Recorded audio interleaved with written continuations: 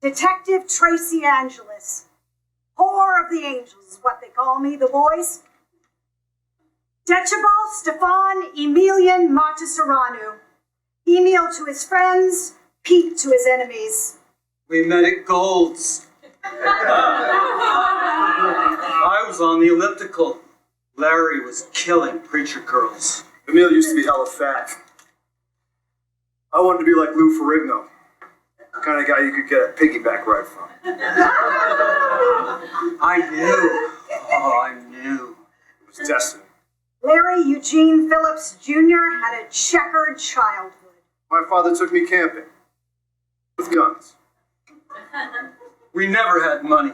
I searched for financial independence. The Tom Vu Profit Seminar did me wonders. Tommy Vu, the get-rich-quick schemer du jour of the early 90s. Did a stretch of time for a real estate scheme I'd worked out to a T. A few minor mistakes. Mistakes. My wife Sharon bailed me out with her life savings. Put a bit of strain on the relationship. We talk over the water fountain after some heavy presses. He needed a place to lay low. I needed a partner. He said he skipped town before he was sentenced, so he was a fugitive or whatever. I offered up my pad in Roland Heights. Two men will always do something stupid. We both like guns. We took to guns like bullets to blood. Anger issues. I had a neighbor didn't like me polishing my Bushmaster XM15 on the front porch. Then his dog vomited on my lawn. Dog would vomit up blood almost every day. The fuck you feeding that dog, man? Soon after, I swung a live chainsaw in front of his face. The first time we robbed a Briggs truck, I had a hard-on lasted the entire job. 2 Glocks, an HK over my shoulder, and a hard-on the size of a German shepherd's tongue. My wife never made me feel so alive. Emil would sweat through his clothes. I could smell his musk. We shot a guard in the face. I think his name was Herbert something. Herman Cook. Pretty sure he died. He died from his injuries. Moved on to bank robberies. They moved on to bank robberies. Why not? Injured 2 tellers in May after clearing $750,000 from a Bank of America in Van Nuys. We cleared $2 million by the time '96 rolled around. Fuck you, Tommy Vu. You don't make cash as fast as we do. We're getting good at this. Next up, Bank of America on Laurel Canyon. Perfect location. Minimal foot traffic, the 170 freeway right there, in and out. I was jumpy. My headaches were increasing. The more money we stole, the more times my head kept screaming at me. Screaming at me. I forgot what I was saying. Emil used to take these. I forgot what I was saying. Emil used to take these pills for his barbiturates. I had the idea that we'd take a bunch before we do the job, loosen up the nerves, feel our bones slithering in their sockets. Emil had a bad case of epilepsy. I'd give him anything he wanted. I love the guy. It's February 28th, 1997. I'm on a lunch break. Sergeant Dean Haynes is going down on me in the back of a patrol van. Dean smelled like Funyuns and Head & Shoulders shampoo. We made a habit of parking near Lake Balboa to fuck and watch the dogs chase the squirrels. Something felt off. Larry took half the bottle of my pills. Go big or go home. I said, fuck it, I'll take the other half. Larry and Emil strapped themselves with homemade body armor, multiple automatic weapons, and a car full of backup ammo. More firepower than any policeman carried at the time. They pulled up to the bank. 8 minutes set on our watches. 8 minutes to get in and out before the cops arrived under normal circumstances. I sewed watches into our gloves so we could synchronize time. We look fucking cool, man. As they exited their white 87 Chevy, 2 LAPD officers noticed them walking into the bank. As we enter the lobby, I see a patrol car passing by out of the corner of my eye. 15 Adam 43, requesting assistance. We have a possible 211 in progress at the Bank of America. We light up the ceiling of the banks with our Norinkos. Norinco type S56-1 rifle. Big fucking gun. Larry yells like he's William Wallace facing the Crown's army. This is a fucking holdup! He's instantly lightheaded from the barbiturates and a lack of lung capacity from smoking 3 packs a day for 8 years. We blow through the bulletproof door like it was cottage cheese. The bank tellers are pissing themselves, huddled in mass. And the assistant bank manager looks like a mouse, huddled in a corner. We get the fucker to open the vault. Me and Dean get the call. You know how frustrating it is to be interrupted just before you climax? You know how frustrating that is. Larry's looking inside the vault with his eyes wide. There's not even half the amount we expected. Bank manager tells me their delivery schedule's changed on account of security reasons. You don't tell an epileptic bad news ever! Emil was pretty upset. Emil sprayed a full drum magazine of 100 rounds inside the vault. I get it together best I can. Bank manager gathers the cash that wasn't blown to shit. $303,305. Every step I'm taking, the drugs are hitting me harder and harder. We step out into the sunlight. Bursting sunlight. Not a cloud in the sky.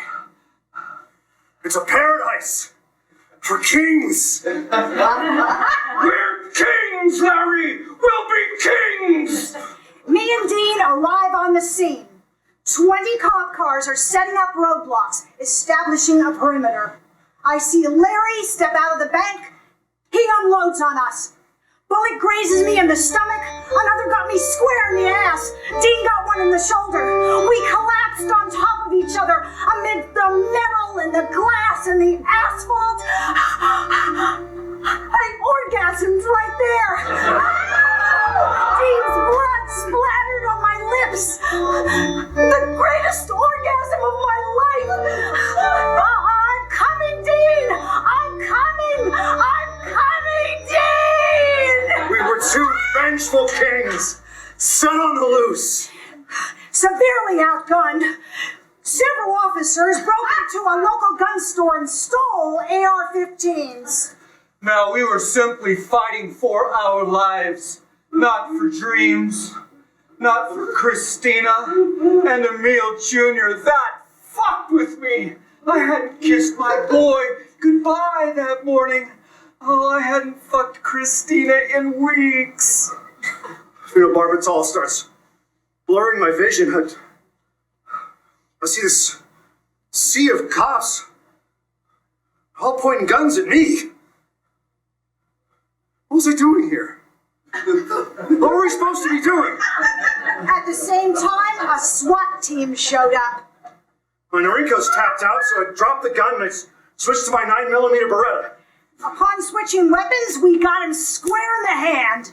I dropped the pistol like it's a tarantula, and through tears and sweat and matted down hair, I see this line of cops coming at me. Emil's all shot up in the van. Where the fuck are you going, dude? Emil was in trouble. Over the course of 10 minutes, I was shot in the legs 29 times. Yes, thighs, calves. I felt like I'd done 12 reps on the squat rack with 500 pounds. I was flying. Oh, I don't usually take that many pills at once.